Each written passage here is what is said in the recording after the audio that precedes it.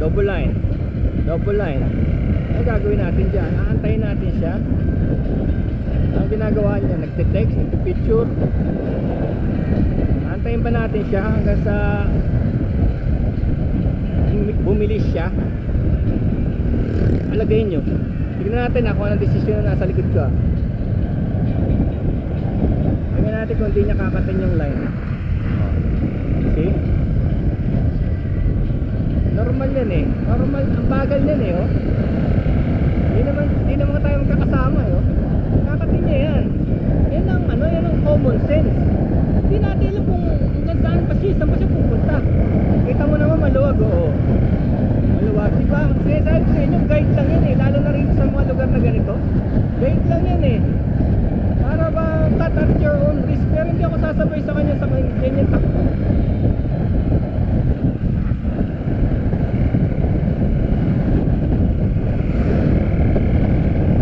Bumangga pa ako sa puwet niya dahil wala nga siyang ano eh. Wala siya na may umbrella. So it's your ano na, it's your decision kung kakat kayo o hindi. Pero ano siya eh, it's ridiculous naman na sumabay ako sa kanya hanggang sa Infanta ng ganyan ang takbuhan. Diba?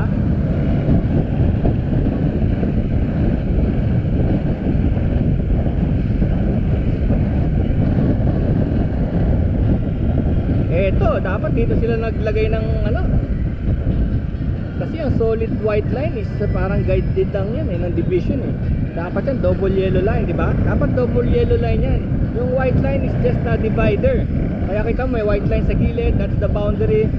Ito, pwede ka mag-overtake, broken white line. Itong solid line, that's the division. Hindi yan actually warning to not to overtake. Diba? Tama ba? Sige nga. Sabihin nyo sa akin kung mali. Na division niya mga white line na yan.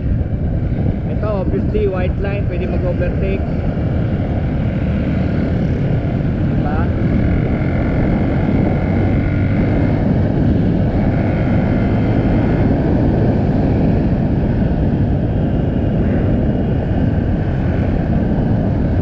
Malapit na tayo sa Taines.